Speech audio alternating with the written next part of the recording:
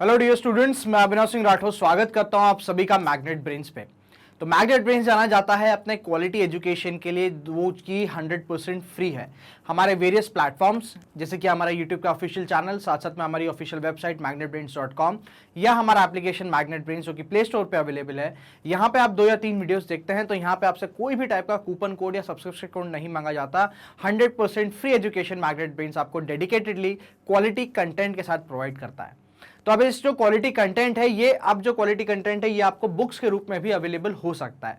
तो magnet brains ने क्या करा है, ई बुक्स और फिजिकल बुक्स दोनों लॉन्च करी हैं।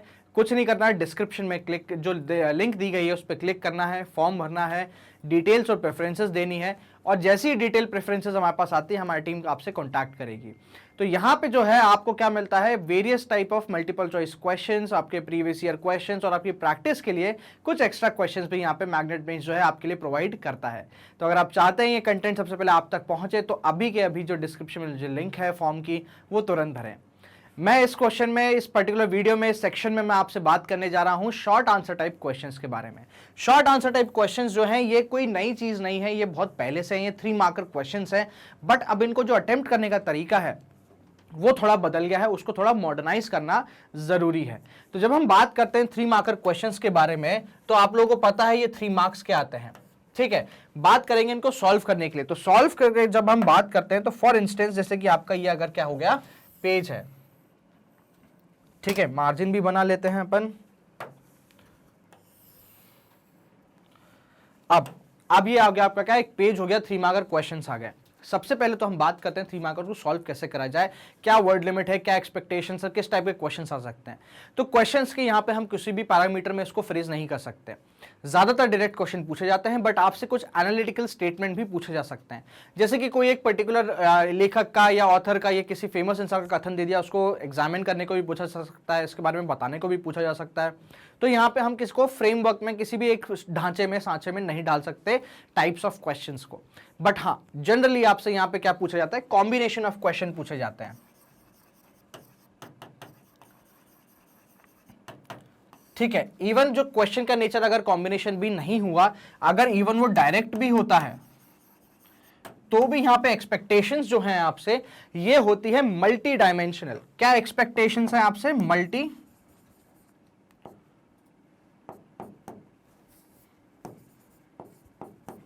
डायमेंशनल। इसका मतलब क्या होता है, यहां पे आपसे बेसिकली क्या है, जो क्वेश्चन आएगा उसको आपको अटेम्प्ट करना है कितना, फर्स्ट ऑफ ऑल 30 वर्ड्स में, ठीक है। 30 वर्ड्स का मतलब होता है क्या, कितने, 3 पॉइंट। और ये जो पॉइंट है ये होने चाहिए क्या, मल्टी डायमेंशनल, ठीक है। इसका मतलब ये है कि कोई एक जो 2 पॉइंट है वो सिमिलर नहीं होने चाहिए। सीधी सी कहानी है, एक पॉइंट को तोड़ के 2 नहीं बनाना है। 3 जो पॉइंट है तीनों अपने आप में डिफरेंट होने चाहिए। हर एक पर्टिकुलर एस्पेक्ट जो है, डायमेंशन जो है वो एक दूसरे से अलग होना चाहिए। तो बेसिकली फैक्ट्स, जो इन्फॉर्मेशन जो आप इनपुट करने वाले हो वो रिलेट तो होंगी क्वेश्चन से, बट वो अपने आप में एक डिस्टिंक्ट भी रहेगी, एक डिस्टिंक्ट पॉइंट भी रह सकता है। ऐसे अटेम्प्ट करने हैं हमको क्या, आपके 3 मार्क्स। तो थ्योरेटिकली स्पीकिंग पॉइंट में हमको अटेम्प्ट करना है। 30 वर्ड्स हमारी क्या है, वर्ड लिमिट है। कैसे अटेम्प्ट करेंगे, पॉइंट में, ठीक है। अब अटेम्प्ट करने का तरीका देखो। सबसे पहले क्या करोगे आप, कीवर्ड लोगे। कीवर्ड आपको कहां से मिलेगा, तो कीवर्ड आपको मिलेगा क्वेश्चन में से,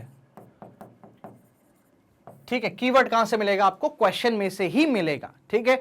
अगेन कीवर्ड क्या हो गया, वो एक पर्टिकुलर वर्ड हो गया या वो कॉम्बिनेशन ऑफ वर्ड हो गया जिसके बेसिस पे ही क्वेश्चन वो पूरा मीनिंग बना रहा है।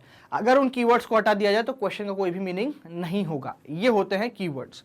कीवर्ड लिखने के बाद आप क्या करोगे, यहां से अपना पेपर या आंसर अटेम्प्ट करना चालू करोगे। याद रखिएगा, पॉइंट जब भी आप लिख रहे हो तो पॉइंट के नंबर वाइज नहीं करें, उसको 1 2 3 4 5 नहीं करें, हमेशा बुलेट में दें या आप एरो बनाएं या कोई भी टाइप का जो ग्राफिकल रिप्रेजेंटेशन है आप वो कर सकते हैं, ठीक है। तो आप क्या करें, 3 पॉइंट यहीं से ऐसे अटेम्प्ट करेंगे,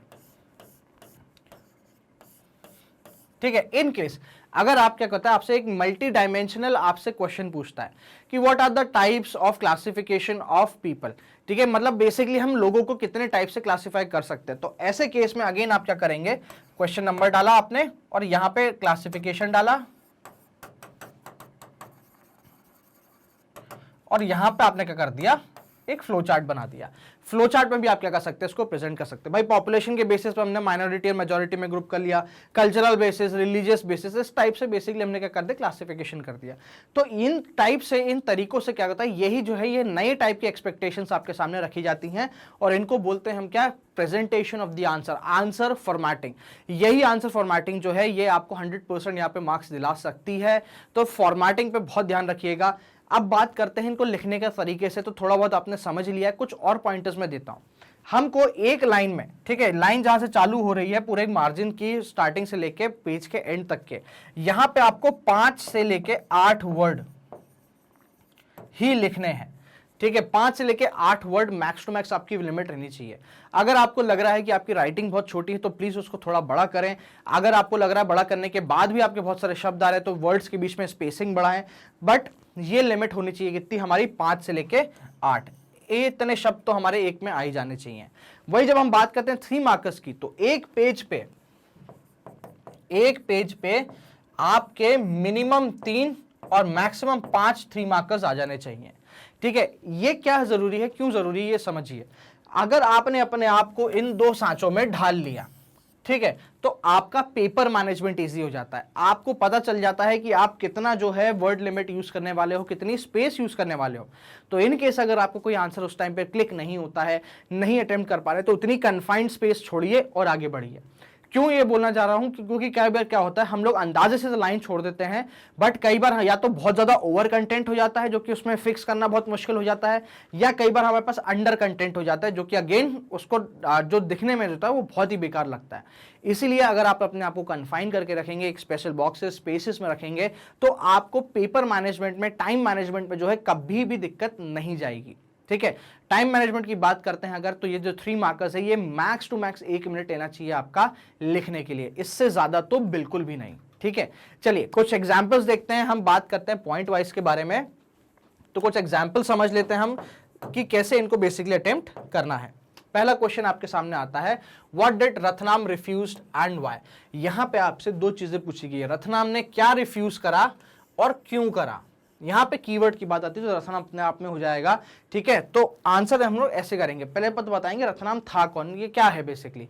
तो Ratnam refuse to follow age old practice of washing the feet of priest and then bathing in the water used for this. ये जो चीज थी ये उसने रिफ्यूज कर दी।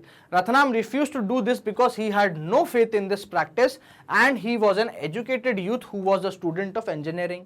He thought that he and his family were forced to perform this ritual because they were Dalits. The practice was an insult to the dignity of Ratnam as an individual. ये होते हैं 3 different dimension के points और ऐसे हमको attempt करना है कैसे, आपके 3 मार्कर्स को। या तो आप क्या कर सकते हैं, अब इनके पॉइंट्स के आगे आप ऐसे बुलेट बना सकते हो, ठीक है, एरो बना सकते हो, कर्ली ब्रैकेट हो गया, स्क्वायर ब्रैकेट हो गया, नॉर्मल ब्रैकेट हो गया, कुछ भी बना सकते हो, but that should be diagrammatically formal.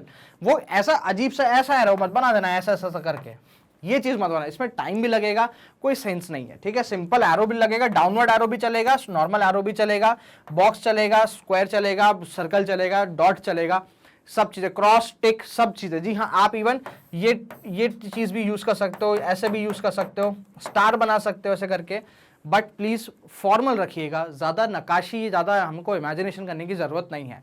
But हाँ, आंसर हमको अटेम्प्ट ऐसे ही 3 पॉइंट्स में देना है। How have minority groups drawn from the fundamental rights to highlight their causes? तो कैसे ये fundamental rights को यूज कर रहे हैं अपनी causes, जो उनकी चीजें हैं उनको हाईलाइट करने के लिए, उनके जो उन पे उत्पीड़न हुआ है उसको हाईलाइट करने के लिए, ठीक है। चलो, the minority groups drawn on the fundamental rights to highlight their causes are as follows. Minority groups have particularly drawn upon the right of freedom of religion and cultural and educational rights, ठीक है। Distinct cultural and religious group like Muslims and Parsis have the right to be guardians of the content of their culture as well as the right to decide how best this content is to be preserved. This is important in order to ensure the culture of these groups is not dominated or wiped out by the culture of majority group. ऐसे करना है हमको basically क्या, इस question को attempt. Next, right a note on scheduled tribes and other traditional forest dweller recognition of forest act 2006। ठीक है, scheduled tribe and other traditional forest dwellers के बारे में हमको क्या करना है, एक शॉर्ट नोट प्रेजेंट करना है। तो यही कि ये आपका क्या हो जाएगा, कीवर्ड हो जाएगी, हेडिंग हो जाएगी। उसके बाद ठीक है, it was passed by the central government for the welfare of Adivasis and the forest dwelling communities. Next point, this act is meant to undo the historical injustice meted out to forest dwelling population is not recognized as their right to the land and resources. Act recognizes their land to homestead, cultivable and grazing land to non-timber forest produce.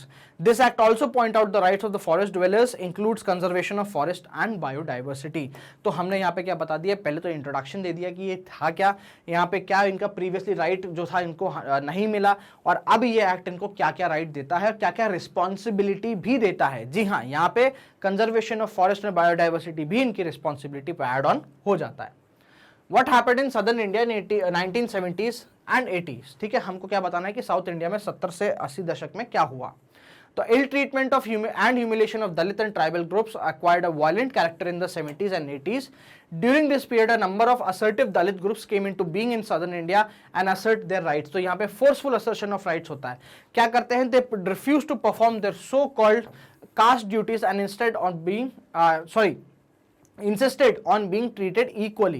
This resulted in severe backlash from the powerful caste. In order to indicate to the government that untouchability still existed, Dalit groups demanded new laws, ठीक है, that would list the various sort of violence against Dalit and prescribe strengthening punishment for those who indulged in them. तो यहाँ पे उसका आ गया क्या effect, यहाँ पे आ गया उसका वर्क, क्या काम करा है उसके लिए, कैसे काम करा है, तो ये आ गया क्या इंट्रोडक्शन। ये होगा आपके क्या, 3 डिस्टिंक्टिव पॉइंट्स। ठीक है, द एग्जिस्टेंस ऑफ राइट और अ लॉ और even a policy on paper does not mean that it exist in reality. यहाँ पे आपको स्टेटमेंट दिया गया है, आगे पूछा गया what values have you learned from this. ठीक है, तो indeed when the Constitution of India was framed, it guaranteed the fundamental rights to equality to every citizen. However, 6 decades later, आप 7 decades कर सकते हो, our country is yet to accord equality to its citizen. Discrimination on the basis of religion, caste, sex still continues to exist. This violates the argument that the existence of right, law or policy does not mean that it exists in reality. The desire for equality, dignity and respect is not new. Explain in your own words. ये बहुत अच्छा statement दिया गया कि भाई जो Dzire है किसकी, इक्वालिटी, डिग्निटी और रिस्पेक्ट की, ये कोई नई नहीं है, ये बहुत पहले से आ रही है, इसके लिए बहुत चीजें करी गई है। तो इसको हमको अपने वर्ड्स में एक्सप्लेन करना है। Every individual desire to live a life of dignity and respect and this can happen only when he और she is treated as an equal citizen in the society. ठीक है, ये हो जाएगा पहला point. If she or he is deprived of, he और she will fight for it because it is a fundamental to dignified life. When different people and communities coexist, there is bound to be some dispute and both will demand equality and dignity. So struggle will be continued as long as the groups do not enjoy equal status in the society. ये हो गया आपका third point, ये आ गया आपका second point, और ऊपर हो गया आपका क्या, पहला पॉइंट। तो ये थे आपके सामने कुछ examples short answer type questions के, और उनको कैसे हमको पॉइंट वाइज जो है 3 डिफरेंट डायमेंशंस पे उसको अटेम्प्ट करना है। तो इसी तरह के कॉम्प्रिहेंसिव कोर्सेज के लिए बने रहिए मैग्नेट ब्रेन्स पे, जो कि लेकर आता है आपके लिए क्वालिटी कंटेंट 100% फ्री। यहाँ आप वेरियस वीडियोस देख सकते हैं, किंडरगार्टन से लेकर क्लास 12 तक के, CBSE Hindi medium, English medium, UP board, Bihar board, साथ साथ में आप आ सकते हैं एनटीएससी, ओलंपियाड के वीडियोस के लिए भी, जो कि आपको मिलते हैं absolutely free without any kind of subscription code या किसी कूपन कोड के। मल्टीपल प्लेटफॉर्म्स भी हैं आपके वीडियोस देखने के लिए। हमारा यूट्यूब चैनल हो गया, जिसको सब्सक्राइब करना बिल्कुल ना भूले। इस 8 मिलियन की फैमिली को 10 मिलियन की ओर लेके जाना है। इस वीडियो में अगर कुछ नया सीखा हो तो प्लीज़ इसको शेयर जरूर करिएगा, लाइक जरूर करिएगा। साथ साथ मैं इनवाइट करता हूं आप सभी को हमारे ऑफिशियल वेबसाइट पे भी आने के लिए, magnetbrains.com, या हमारे ऑफिशियल वेबसाइट मैग्नेट ब्रेन्स पे भी। अगेन जस्ट अ रिमाइंडर, हमारा कंटेंट आ चुका है, बुक्स के फॉर्म में है, फिजिकल बुक और ई बुक्स। अगर आप चाहते हैं ये सबसे पहले आप तक पहुंचे तो डिस्क्रिप्शन में जो लिंक दी गई है उसको ज़रूर भरें, सबमिट करें। जैसे इन्फॉर्मेशन हमारे पास आएगी हमारी टीम तुरंत आपसे कॉन्टैक्ट करेगी। साथ साथ और फर्दर अपडेट्स के लिए बने रहिए हमारे सोशल मीडिया प्लेटफॉर्म्स पे, जो कि हैं Instagram, Facebook, Telegram and Twitter पे। Till then keep watching Magnet brains.